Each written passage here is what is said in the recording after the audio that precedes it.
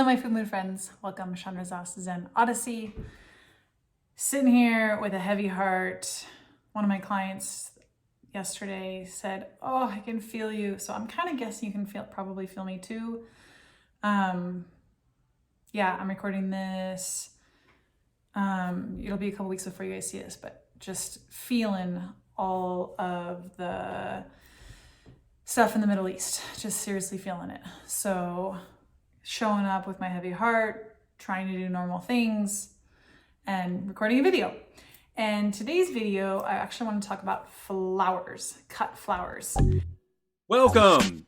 Here is your hostess and coach, Chandra Zaz, helping people make food and mood changes doable without missing out. Go ahead, high five that like button, subscribe and share while you're there. I have a really cool new friend here in Reno, and she did her master's thesis, I believe, on cut flowers, and I think specifically cut roses.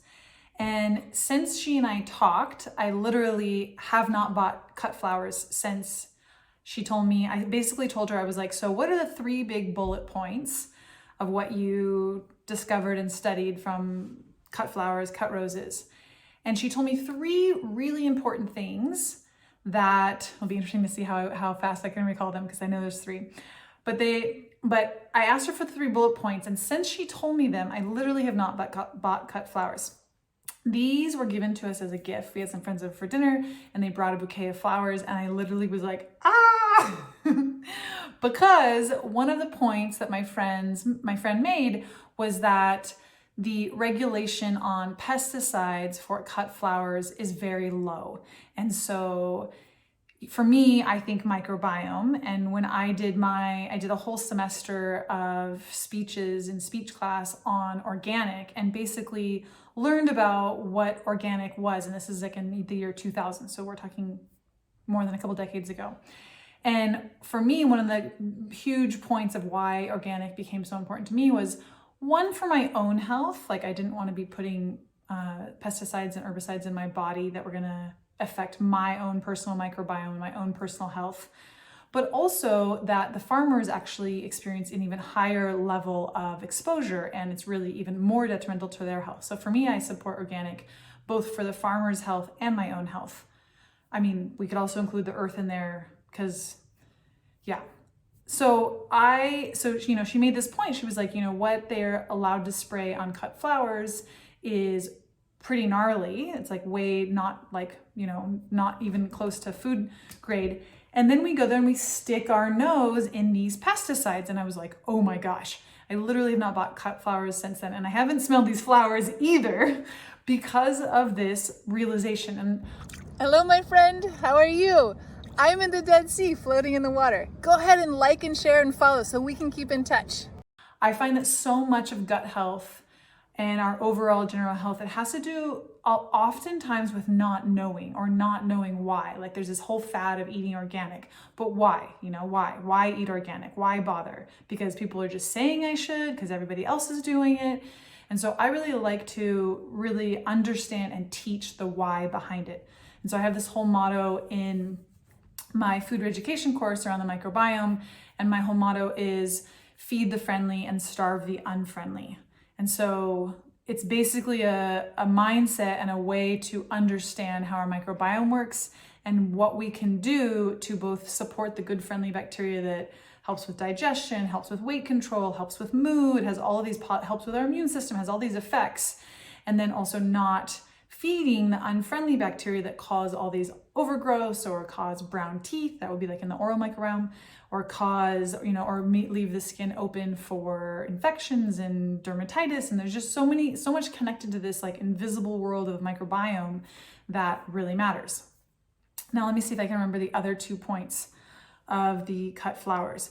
The other one was environmental impact, because of how much energy it takes to both ship these flowers around really fast and then also keep them refrigerated. So whether it's, she made the example of a refrigerator, like 4 roses, like at an airport or something, and like just the amount of energy it takes.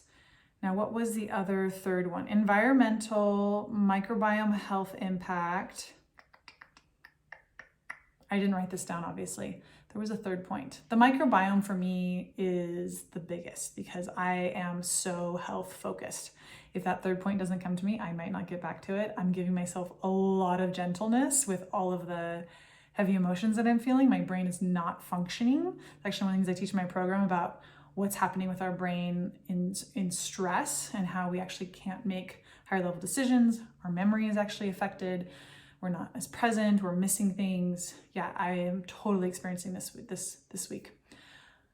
So what I have done since I learned about cut flowers and roses, I have been collecting plants from outside and flowers from outside. This is like a dried plant, so there's actually not even water here. We'll probably have this for quite a while. It normally lives up there by the sink, and this lives on our table. There's all of this really awesome wild sage here in this area, and it smells amazing and it's beautiful. So this sits on our dining room table. And then throughout the year, like we can gather lots of beautiful things from nature, trees, leaves, even weeds. This is probably considered a weed. And then I also have like these little cute guys. So I still love having plants and having life inside of my house, but I do not like having pesticides, both in my own body and then also in everyone who's smelling them.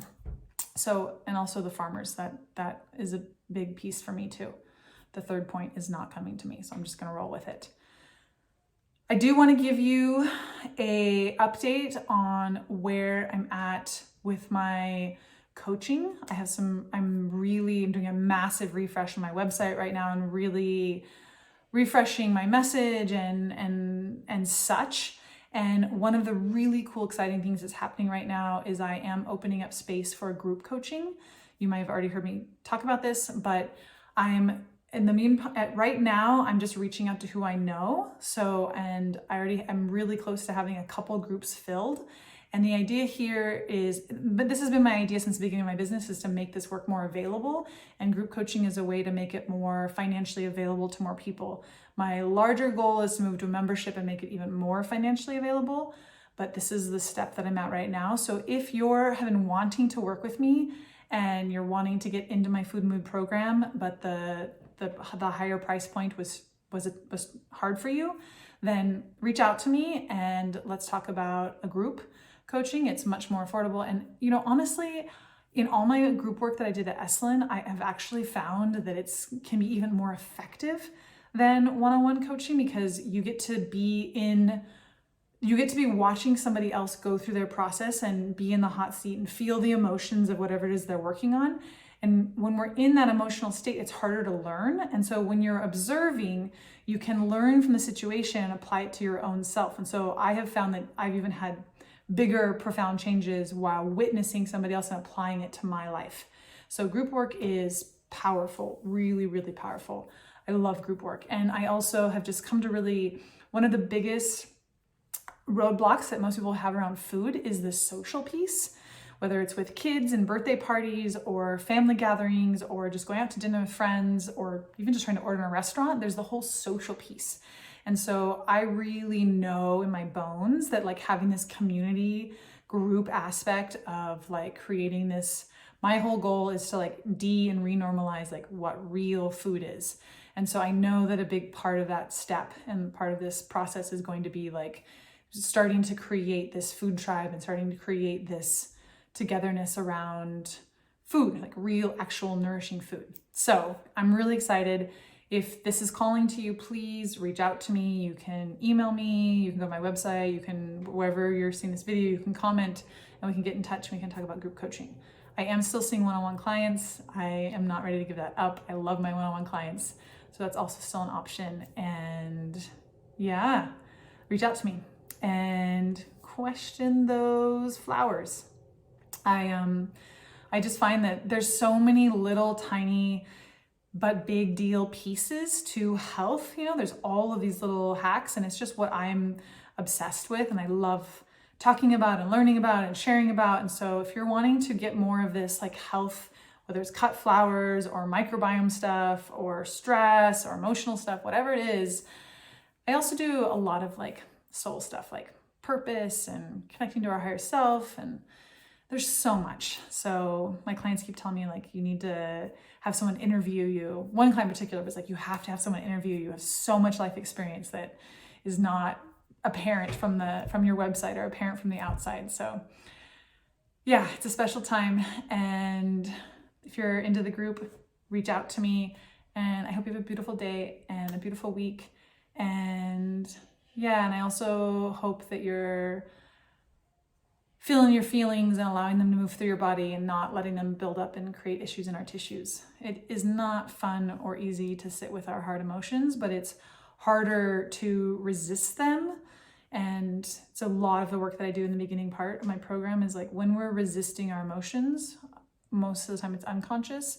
That's what causes our anxiety and our depression and our state of stress. And so I really encourage you to lean in and feel, go spend time with your feelings. I'm gonna go for a big walk right now, be with this heavy feeling in my chest. So I encourage you to do the same. Have a beautiful day. I'll see you soon.